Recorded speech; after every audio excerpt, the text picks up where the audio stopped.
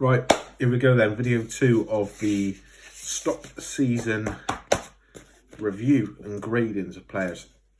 Obviously, if you didn't see the defenders video, I'm sure it'll be in a link below or something like that. But yeah, anyway, just to quickly go through the cards here, we got outstanding, exceeds expectations, decent, could do better, and what a letdown. So far, one player outstanding, Martin Dubravka, no surprises, and one player, what a letdown, Emil Kraft. Now, midfielders, straight into it. Shelby, exceeds expectations. Might come as a bit of a surprise, but I think overall he's the best midfielder at the club. He's had a few injuries, but he's weighed in with a few goals as well. I think he's our top goal scorer in the league. Now, if you have to think, if he didn't get injured the whole season, he could potentially be on double figures, which sounds mad. But goal against City, what a goal. Sheffield United to carry on playing, the free kick against West Ham, the goal against Norwich, etc, etc. He looks good. I like, there's a bit more steel about his play this season. I mean, last season and the season before, you could say he was great pinging the ball. We all know about his technique, his range of passing, etc. But his defensive steel let him down, and lack of effort sometimes. But I think that has improved slightly. So good performances all round. The range of passing we expect from him, so that would probably be a D. But the fact that he's added, I don't think it's fair to say he's ever been known as a goal scorer midfielder. But he's added some goals to it, a few more goals to his game this season, which put him up a rung in my opinion.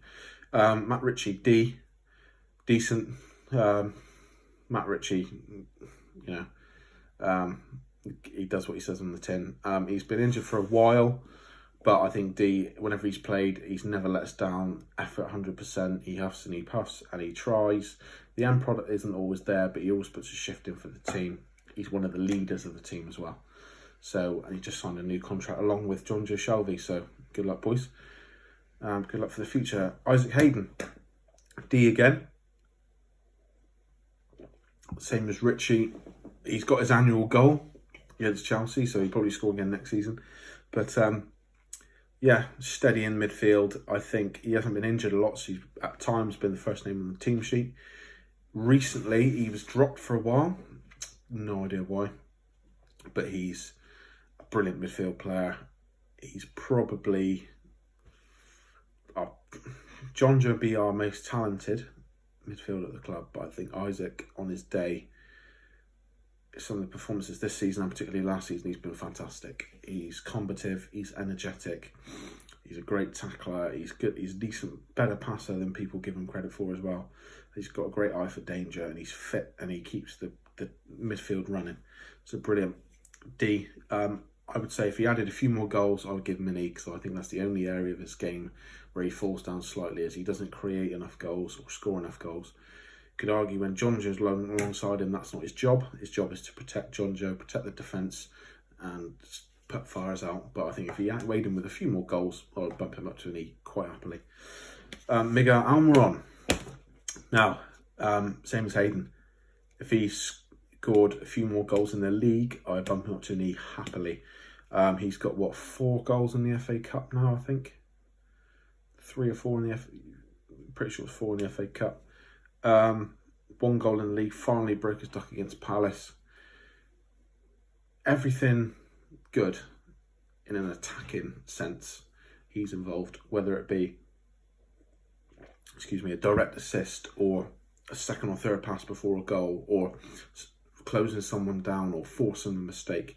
He's involved, and I think if he can just add a few more assists to his game and a few more goals, obviously he would be an E. I think an assist he set up Checho Williams against City, and obviously that goal in the league against Palace. But a few more goals, Miggy, and quite happily an E, because he's one of my favourite players at the club because of his.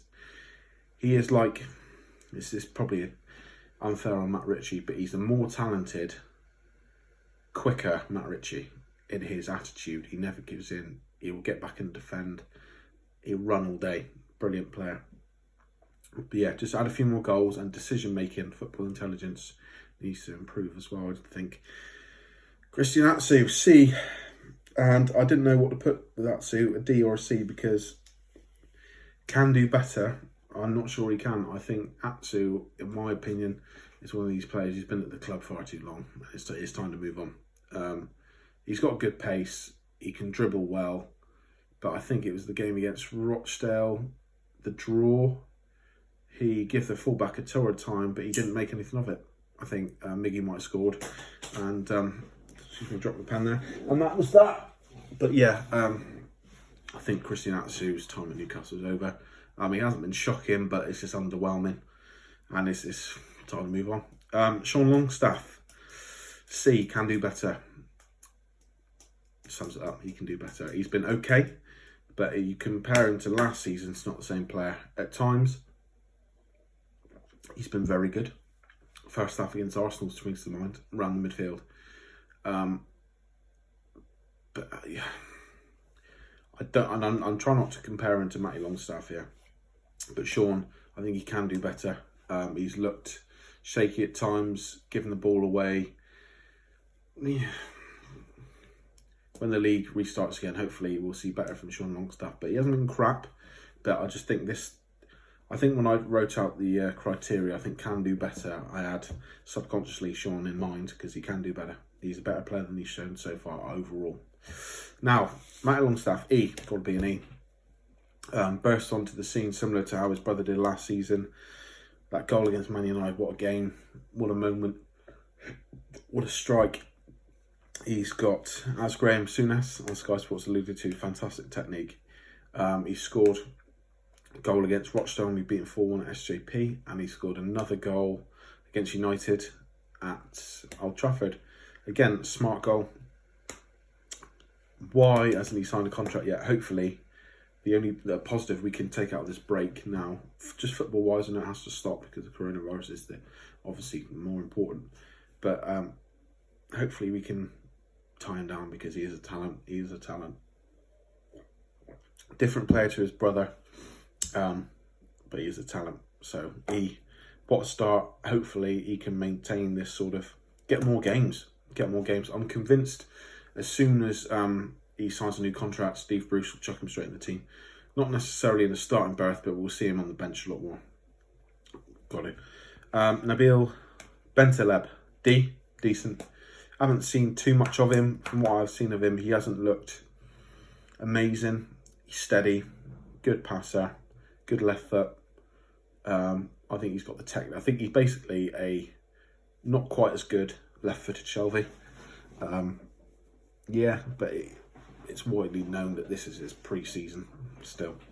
So hopefully get his fitness up now, and then when the league comes back, he can hit the ground running, and we'll see what he's made of. Valentino Lazaro, D as well. I think he has the potential to be bumped up to an E come the end of the season. I think right back is not his place. I don't even think right wing back is his place. I think he's more of a right winger. We noticed against West Brom, he played well. I think he scared them at times with his pace. He looks like he's got a good delivery, and obviously got a goal, which you can't really say was a great goal because it just sort of bundled in off him. But he looks a decent player. I think he got found out against Arsenal. It was one of his first games, and defensively not good enough, not acceptable. But I think going forward with a solid right back such as Manquillo behind him, I think that could be the future for Lazaro until the end of the season. So yes, that concludes the midfielders. Again, comment below if you think I'm chatting shit, if you've got any disagreeing opinions, and yeah, good luck and see you soon.